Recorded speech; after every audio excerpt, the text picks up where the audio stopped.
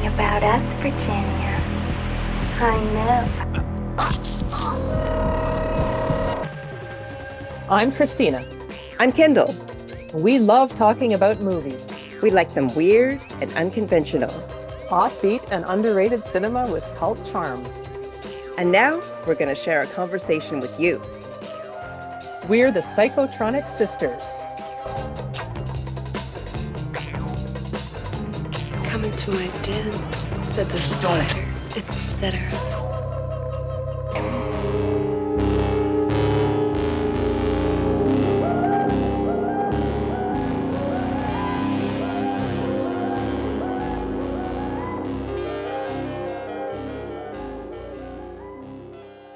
So when you had mentioned Christina's watching The Fourth Man, I realized, wait, I've never seen that. Like I've been intrigued by the art for this blonde woman in the red dress but I never had actually seen it. At first it almost lost me because I didn't, the Gerard character, the main character, he was so unpleasant in the opening scenes. I was like, I don't want to spend any time with this man. But once I got into it, I was so intrigued. What made you interested in The Fourth Man? Well, it's very much of a Hitchcock type of thriller, just on the surface, with a Black Widow, possibly, maybe not. We'll talk about that. Maybe she is, maybe she isn't. In a small town, it's a small seaside town, and tortured lead character man, and I just liked the twist of it, and it had, of course, the queer angle, and it seemed like everybody knows Basic Instinct by Paul Verhoeven, but this is more of the less conventional, less mainstream version of that. I think better personally, but that's another thing we can talk about, the comparing the two. So when we were trying to think of movies that go with it, my mind immediately went to Black Widow movies, possibly. But Hmm. you came up with a couple suggestions that took it in a different direction, which I really like. And there a lot more thematic connections and things to talk about with the ones that you Well, picked. just the thing that struck me was that the woman making the man feel vulnerable. I Right, mean, this is really familiar in film noir as the femme fatale, and in and in life, it is often women who are vulnerable, because of men, and you see that reflected in movies. But it's just so interesting to see a man being kind of made vulnerable by a woman because she's doing things that he doesn't expect of her. Like men expect women to be afraid. Like they might not say it, but they do right. expect them to be fearful and to maybe not want sex or be in touch with their sensuality. And when they're not afraid, it's unsettling for them. They don't know what Right. to do with this confidence, this lack of fear. And I don't think there would be a man alive who would want to address that feeling. But some of the movies that we're going to be talking about, it kind of does address that and what happens when it's the man who's feeling afraid. And it's kind of because the woman doesn't feel afraid, you know? That's right. The woman has power in these in different ways, obviously. The men in all three of these films that we're going to talk about have they go down these, they're all three mysteries, and they all go down these rabbit holes where they learn about like a whole new truth, a whole new world that they haven't seen previously. They become aware of this new reality, and it's a scary reality because it mostly involves them losing power and being Yeah. unable to deal with the fact that they've failed at their jobs. Usually, I think in all three, they pretty much fail at their jobs, or they end up being, like you said, dominated. They see that they lose control of themselves and are unable to make sense of the world around them. So that's Well, why I yeah. thought this was a really fascinating way to go to look at these films. Well, no, you're right that life does fall apart for them. It blows apart their worldview. Hmm. Like they have a concept of things, and when it doesn't hold, they can't handle it. So in The Fourth Man, it's this man who he's bisexual, this writer, but you can kind of tell Hmm. that he's maybe only lightly hetero. Hmm. He He's more really seems, using her, I think. Yeah. yeah, yeah, because he goes on the train to this event where he's going to talk about his work, and Hmm. he tries to cruise this, really attractive man, and he's Mhm. really aggressive about it. And that's where I was kind of just like, I don't want to watch this guy. He Yeah, was he's a so jerk, aggressive basically. about it. He just hones in on him right away and doesn't even talk to him or anything. Hmm. Then he gets to the event, and there's a woman in red who's filming him. And he kind of It's like a enjoys, literary society. Yeah. yes, a literary society. And he kind of enjoys the attention, but you can also see he's a little uncomfortable that she's just the way she's controlling things by grabbing his image. Hmm. Hmm. Well, the all three of these, like you just named the three main characters, the novelist, the woman who's also a beautician, she's kind of a self-made wealthy woman, a widow several times over. And then the third guy, not related to the fourth man, he that's a whole other thing. But the third guy turns up again, the one that he was cruising at the station. And all three of them are kind of there's no binary with them with gender or their Yeah. expression or you know what I mean? Like they're all three fluid. Yeah, he like you said, he's bi. The main character is bi, and he's when he's with the woman, he notes that he finds her kind of a new wave androgynous boyish figure. Yeah. That's where I'm And like, well, yeah, okay, you're kind of pretty much just gay, but exactly. And he mistook her for a man, and then later he compares her to the other guy that shows up again. And I find that really interesting that like there's no everything is kind of androgynous and fluid with the three of them. There's no, binary with them. But like you said, she's filming, and that's something we'll come up with again and again, I think, in these yeah. three films that we talk about is filming screens, videos, images, capturing images. I think that was a really interesting commonality between the three of them. Hmm. And so basically this man that he tries to cruise, Herman, he is a lover of the Christine. woman, Christine. Hmm. So when he realizes she knows him, he manipulates her to get him there. So he thinks he's in control, Hmm. basically. Hmm. And then he starts to learn about her past, about how she said she's traumatized by the death of her one husband, but it turns out she's had several. Hmm. That's right. He goes snooping one night when she goes away, and he finds all these home movies. And that's how now the deaths are not shown on the home movies. So that's a whole other area we're probably going to get into because now you're wondering what is imagination and what is real here in this film. And that's part of the Yeah. whole breakdown that comes. But yeah, he finds the movies which show her getting married to these other three men. And this is where you start understanding what the title means, the fourth man. Who's going to be the fourth man? Yeah. Yeah. And it's just so great because it kind of, even the music and the setting, everything is like a serious drama. But the little bits of violence are like the gooeyest, most psychotronic horror Mhm. and just the kind of the weirdness of it, I guess.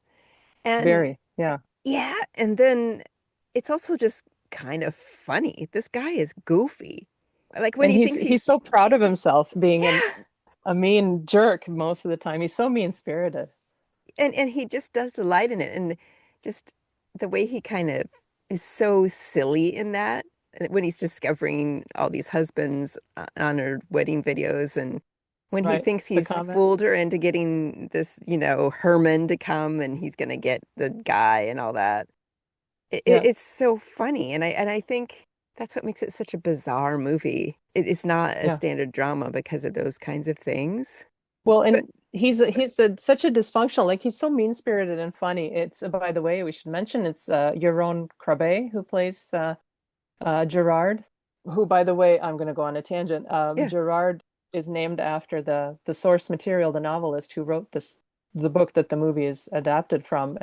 The author's name was Gerard Rev, which is dream. That means dream in French. Oh, Which there's a whole other story. I was reading an interview with Verhoeven, and the author didn't want any involvement. They changed quite a bit in the novel, and it was more of like a short story material. So that's really interesting. There's like you could go down a whole road of the author writing about himself right. possibly and how that's mirrored in this movie because the author that Yaron Crabbe plays, the lead Gerard, brags about how it's an art. His talent is spiel, he says, right? He says, Yeah.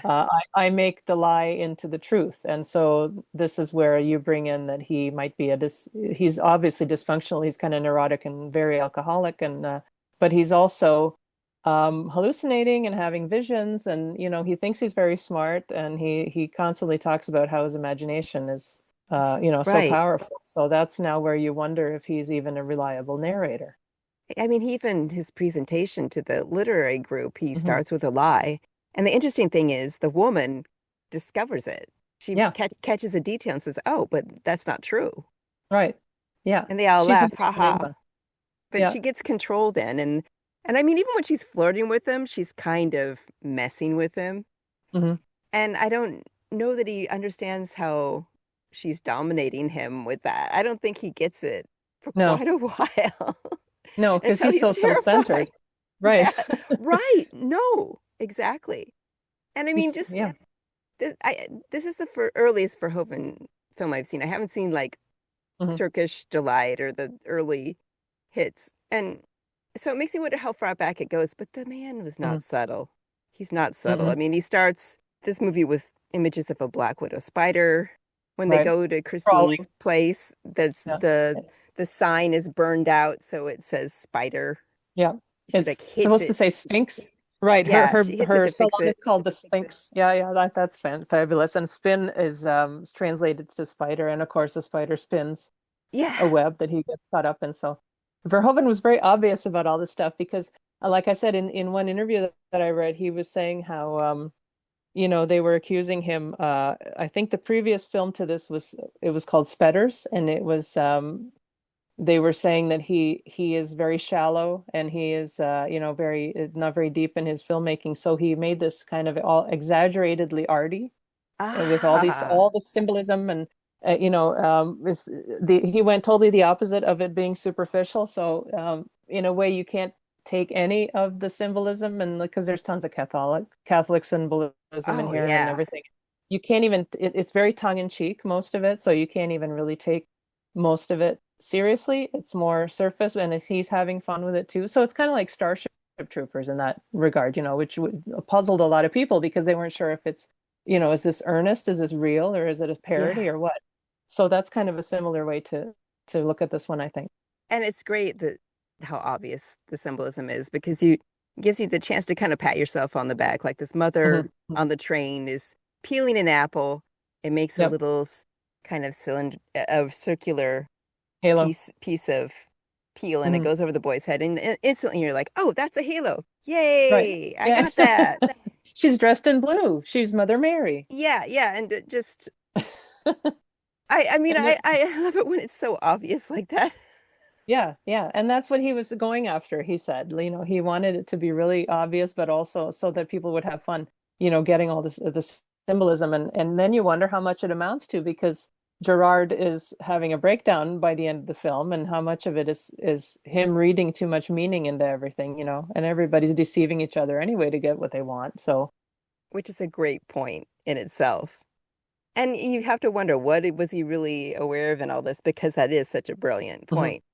Well, and mhm, I mean, we've talked about how like it seems like to me it seemed like a dry run for Basic Instinct. So I was mhm, surprised that mhm.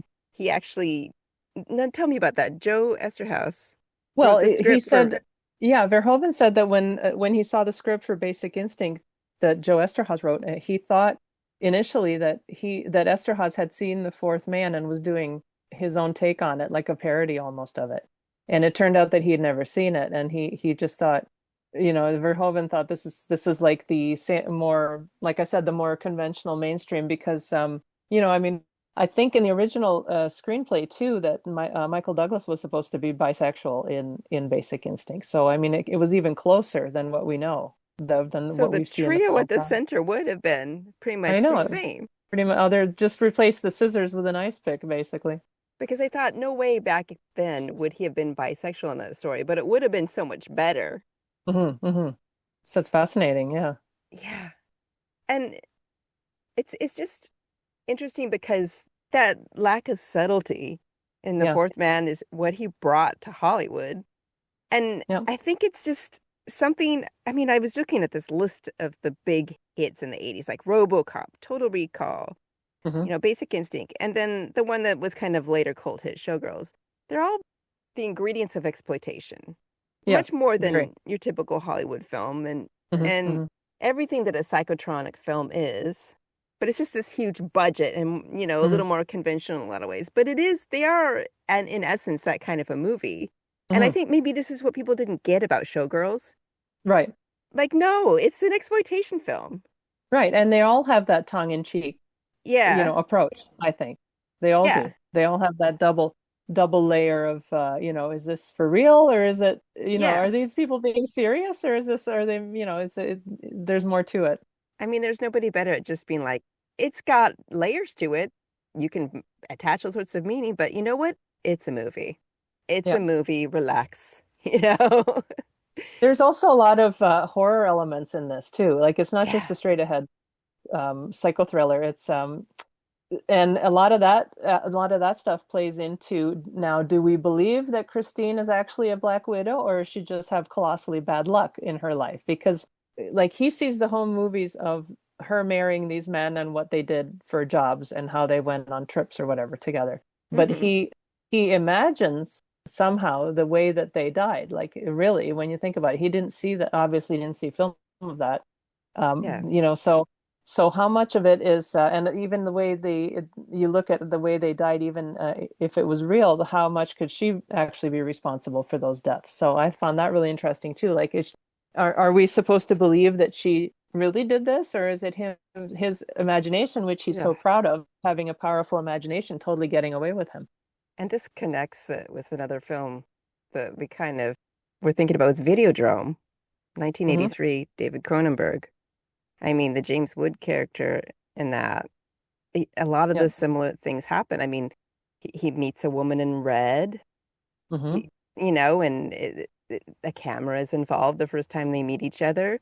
He's very aggressive towards Hmm. her as far as wanting to be with her, and she gets control of his life, Hmm. and that and, And and hallucination is involved. he's always looking for thrills too. And in both of these films, and the pleasure, it's like a gateway. The woman and pleasure is the gateway to this, whatever it's about to Yeah. happen. This alternate world or something, a discovery of this, a reality that the men haven't been aware of until then. And the thing about Videodrome is that when likes the S&M, when she wants a little pain, he's like, well, Back. he's programming a, a a channel that is all about kind of sadism, just Hmm. Hmm. sensation, trying to wake people up, just to him the lowest thing to get people in. But he's used to this Hmm. violence, so he's like, yeah, I'll do this with you. So at first he Yeah, the likes it. extremity. Yeah. Yeah. But then she burns herself with a cigarette and he's like, oh Hmm. no, oh, that's too far. Like now I'm Yeah. uncomfortable. Yeah. Yeah, and And just like in The Fourth Man, it was being with the woman that triggers this whole slide, yeah. when you think of it. Because in The Fourth Man, Gerard has that vision of her with the scissors, and I won't say what she does with them. You can gather probably if you haven't seen it yet. Scissors in a horror But film. yeah, They never go but unused. that to me, those are kind of parallel, scenes in a way, because the woman is the one that's shocking the man in both of those. And so Debbie Harry is the woman in this one. And so actually, Hmm. another generally a blonde that that she goes red for the movie, but just Hmm. everything about her is like the Christine, is like the American punk rock Christine, basically. But the thing that I find interesting is Yeah, yeah, yeah, that's the true. hallucination and her control go together. Like her leading Hmm. him into what eventually destroys him is illusion, but it's also her image. It's the thing that does it. So Hmm. you were telling me that there's a station in there that's a lot like a Canadian station in Right. It was Videodrome. well, we all know David Cronenberg is Canadian, and Right. the station in the movie is called, I think, Civic. It's Civic TV. Now, at that time, it would have been maybe a decade in Toronto. There was the first independent TV station in Toronto was City TV, And that it was a big deal because they were pioneering in a lot of ways. That TV station that I grew up watching, and they had, for example, were located in a giant old warehouse, and it became a tourist attraction because they had like an open studio for newscasts, so the anchors would walk around without, they weren't sitting at a desk or anything. They had Much Music, which was the Canadian version of MTV, and they would open the windows and interact with people out on the sidewalk. They had something called Speaker's Corner, which is like a photo booth, but it was a video, and anyone could come and leave a message that they would play on TV. So that's Oh. early social media. Most relevant to Videodrome, at night they would have great movies, and then they would have the Baby Blue, which was basically softcore stuff. So now Oh, you there's the get to connection. that's the connection because and actually in the film, if you notice, when he goes to the studio and he shoots the executives, he says, "Where's Moses?" That was the guy, the executive who started City TV, Moses Neimer. So they even worked that in as a reference. But so when he is searching for these forbidden broadcasts, that is probably referring to the Overnight Baby Blue movies that you thought you were seeing something totally forbidden. And I know Cronenberg said that when he was younger, if you turn the antenna a certain way, you could get Buffalo or Detroit from Toronto or near Toronto, and you feel like you were watching, who knows what. You were seeing something, that only you could see. So that's where the influence or inspiration for the Civic TV comes from. You have to wonder just how much that molded his kind of, Hmm. well, one, his interest in people's kinks Hmm. and affection for people with kinks, and the voyeurism Yeah. that I think is a Well, lot of what he yeah. does. And then he works into it, like Brian Oblivion is basically Marshall McLuhan, right? So who was a Canadian media prophet who was teaching at the university where Cronenberg went. He didn't actually take courses from him, but he was a very well-known pop philosopher at the time. And the word for word when Brian Oblivion says, "This is my T," what does he say? "This is my TV name. We're all going to have TV names in the future," which we do now. We have our online handles, and I'm trying to remember something else that he says. That we're gonna, we're all gonna live our lives on TV, and the whole philosophy of the movie is that technology is gonna be an extension of us, and that's another element that he's working in from Toronto people. Yeah, that part was weird to watch more recently because Hmm. hadn't hit me before. I don't know how Yeah. long it had been since I'd last seen Videodrome, but it was definitely before TikTok addiction. Hmm. Yeah, our social organ.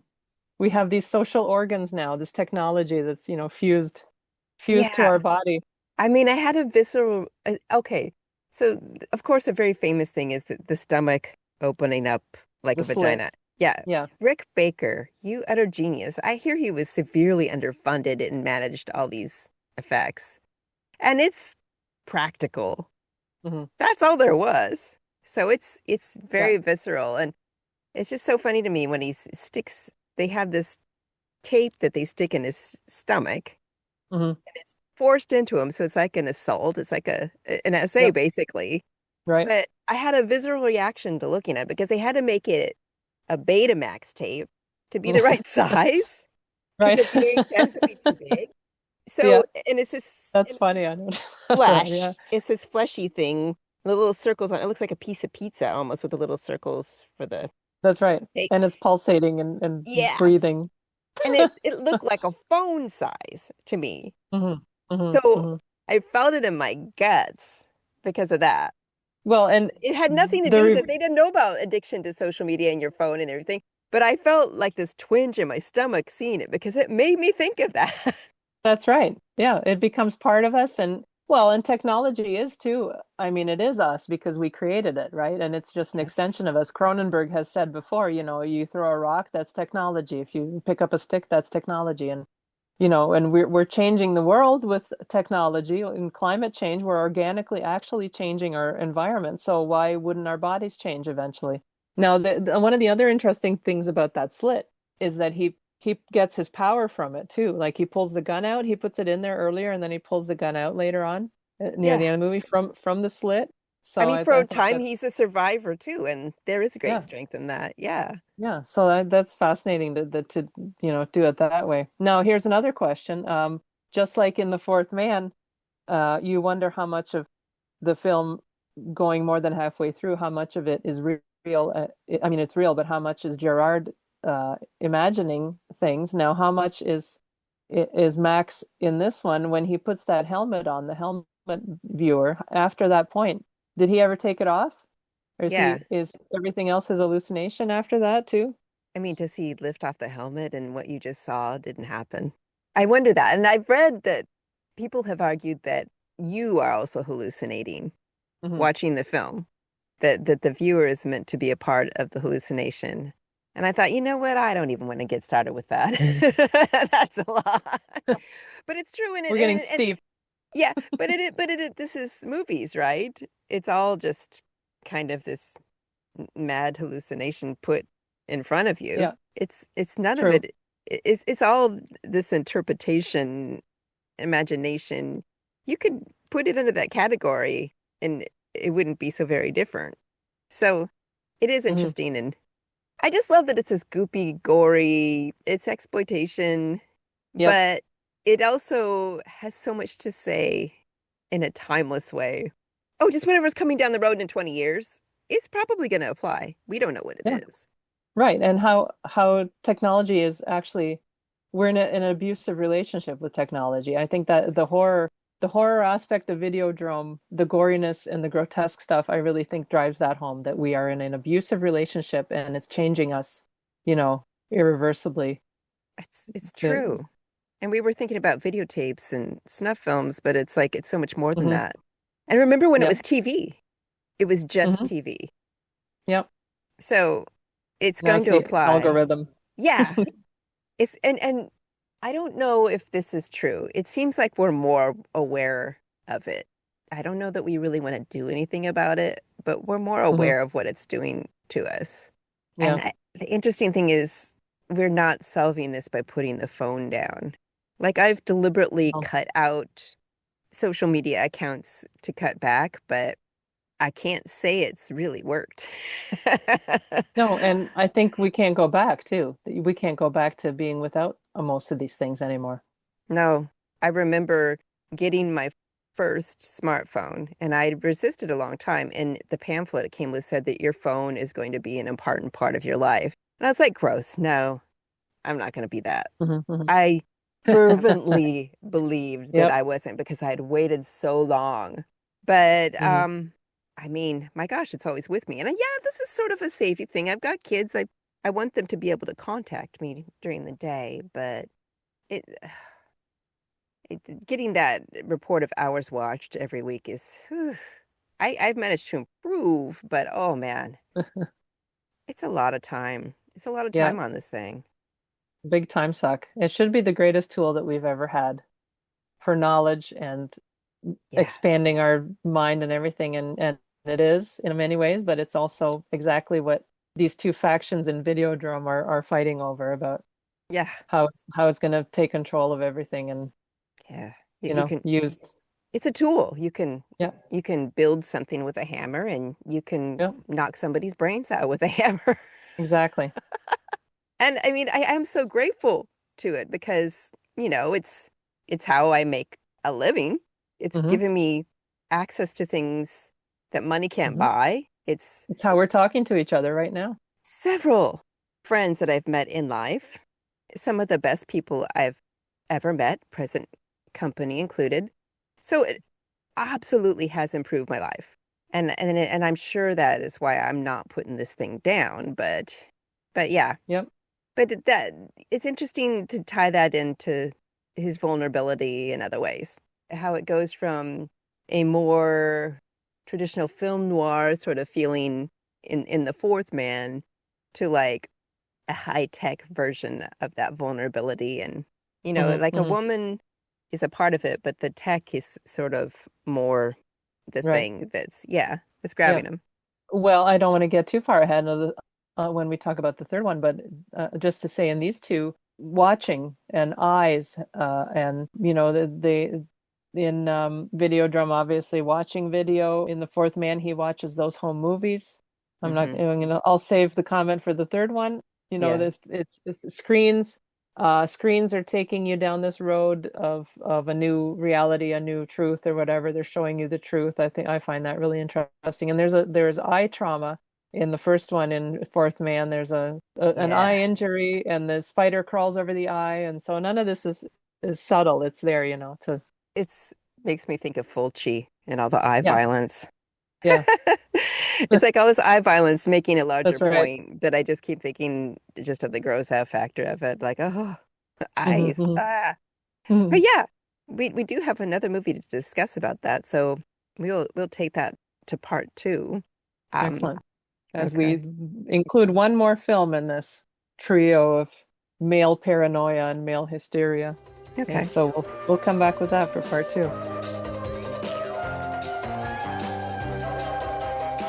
Thanks for listening. You can find us and more of our links at psychotronicsisters.wordpress.com.